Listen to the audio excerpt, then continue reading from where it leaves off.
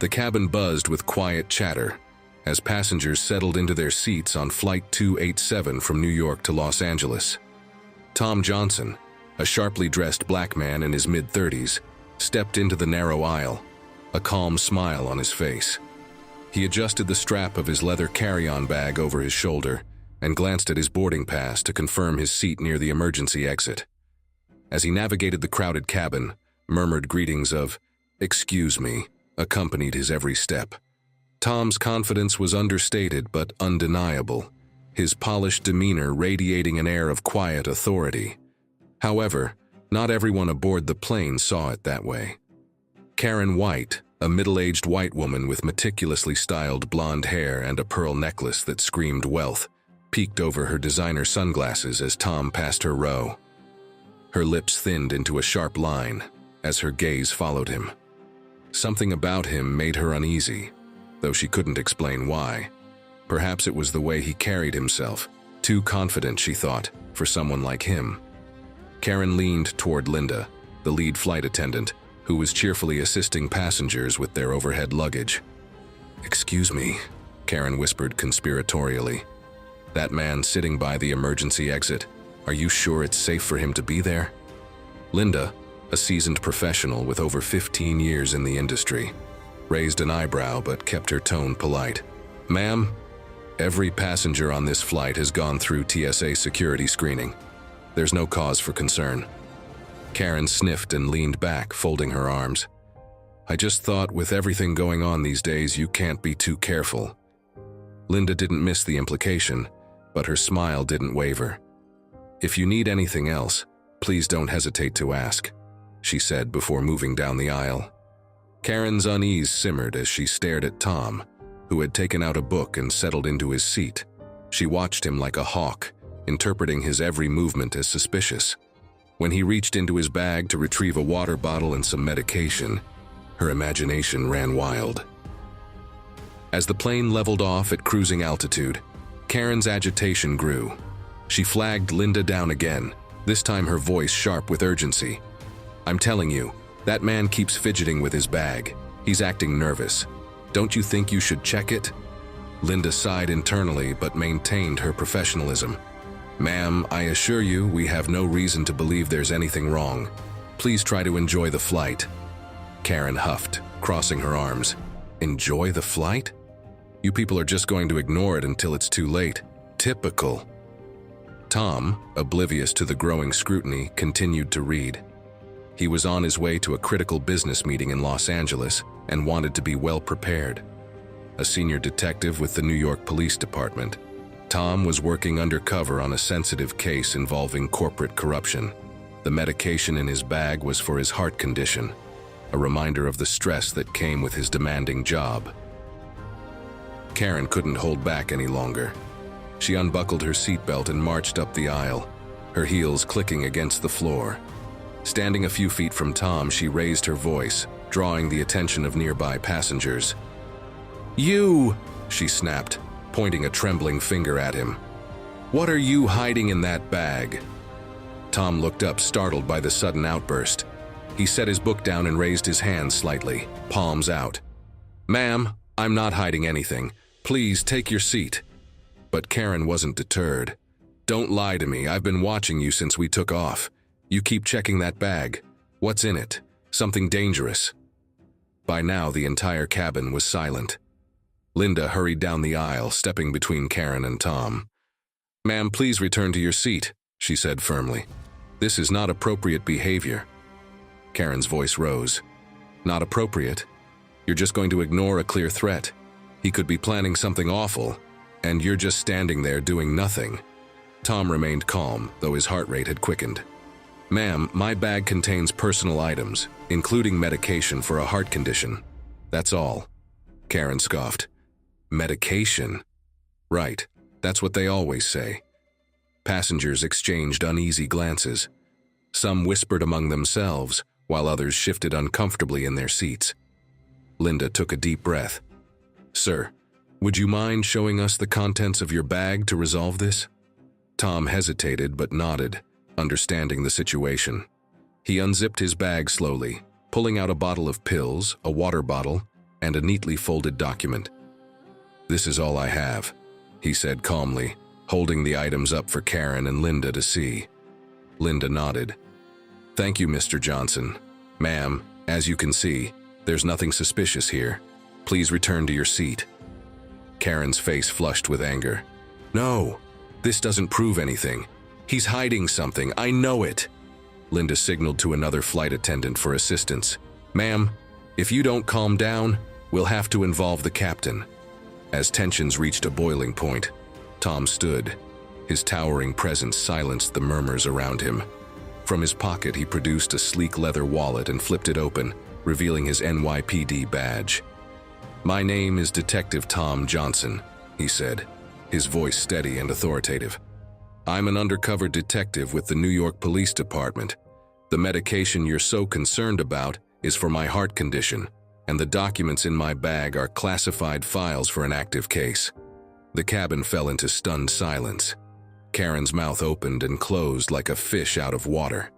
The color drained from her face as realization dawned. Tom continued, addressing the passengers. "I understand tensions are high in the world we live in, but making assumptions about someone based on their appearance isn't just wrong. It's dangerous." A ripple of murmured apologies spread through the cabin. Linda gave Tom a small nod of gratitude, then turned to Karen. "Ma'am, please collect your belongings. Security will meet you at the gate." Karen stammered, But I was just trying to keep everyone safe." Linda's expression hardened. "By causing panic and harassing another passenger, that's unacceptable." As the plane touched down in Los Angeles, Karen was escorted off the plane by airport security, her protests falling on deaf ears. Passengers offered Tom quiet words of support and apologies as they disembarked. Tom remained composed, though the events of the flight weighed heavily on him. As he stepped into the terminal, he caught sight of Karen being questioned by security officers. For a moment, he considered approaching her to offer forgiveness, but he decided against it. Some lessons are best learned the hard way. He adjusted his bag over his shoulder and headed toward baggage claim, ready to move on from the ordeal. For Tom, this was just another reminder of the challenges he faced every day, but also a testament to the power of staying calm under pressure. Later that evening, as social media lit up with accounts of the incident, the hashtag number Detective Johnson began trending. Passengers shared their perspectives, praising Tom for his composure and calling out the dangers of prejudice. Tom, however, stayed off social media. For him, the real work was far from over. There were cases to solve, lives to protect, and a world to make better, one day at a time. As Tom stepped off the plane and into the bustling terminal, he thought the ordeal was finally behind him. He adjusted his carry-on and prepared to move toward the exit, but a voice behind him stopped him cold. "Mr. Johnson," it was Linda, the lead flight attendant, rushing toward him with a look of urgency. "I think you should come with me." Tom turned, his brow furrowed. "Is there a problem?" Linda gestured toward a side hallway. "Airport security wants to speak with you.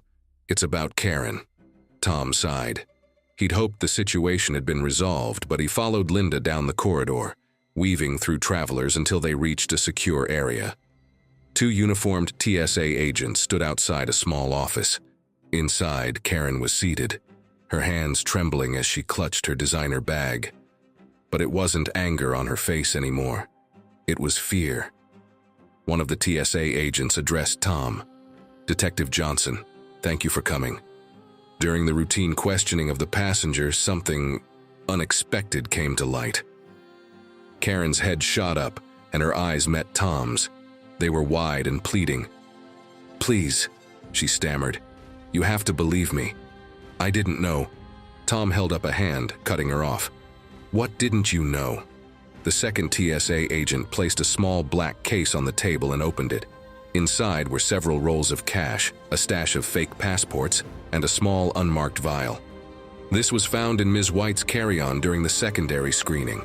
Tom's eyes narrowed as he stepped closer. "And what exactly is this?" He gestured to the vial. The agent replied grimly. Preliminary testing indicates it's a controlled substance, likely fentanyl. This much could harm hundreds of people. Tom turned to Karen, his calm exterior now a mask over the storm brewing beneath. Care to explain? Karen's lips trembled as she began to speak. I didn't know that was in my bag. Someone must have planted it. Tom crossed his arms, his voice low but cutting. You spent the entire flight accusing me of being dangerous. Meanwhile, you were the one smuggling illegal substances and fake IDs. Quite the twist, don't you think? Karen broke down, tears streaming down her face. I swear I didn't know. I don't even know how that got there. Tom raised an eyebrow. That's convenient. But ignorance isn't a defense when it comes to crimes like this. The TSA agent nodded. Ms. White, you'll be detained for further questioning. Local law enforcement has been notified, and they'll handle the investigation from here. Karen's sobs filled the room as the agents cuffed her and led her away. She glanced back at Tom, desperation etched on her face, but he didn't flinch. As Tom exited the security area, he was greeted by a crowd of passengers who had been on the flight. Word of Karen's arrest had spread quickly, and applause broke out as Tom walked by. Strangers approached him with handshakes and words of support. One man in a business suit stepped forward. Detective Johnson, I don't know how you stayed so composed up there, but I want to thank you. You handled that better than most of us could have. Tom offered a modest smile. Just doing my job. Nearby, a young girl tugged on her mother's sleeve, pointing at Tom. Is he a superhero, Mom? The girl asked.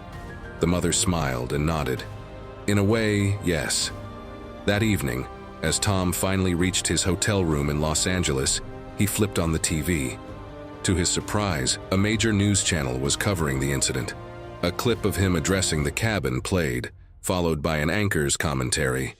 Detective Tom Johnson's calm and professional handling of a tense situation on board Flight 287 has gone viral, highlighting the dangers of racial profiling and the importance of staying composed in the face of prejudice. Tom shook his head, a faint smile playing on his lips. He wasn't looking for fame or accolades. All he wanted was for people to think twice before judging others based on appearances. But the true highlight of his day came when his phone buzzed with a message from his captain back in New York.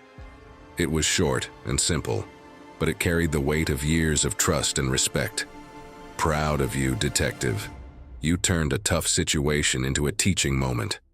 Well done. Tom placed the phone down, finally allowing himself to exhale.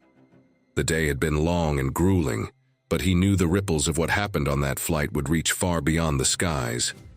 And for now, that was enough.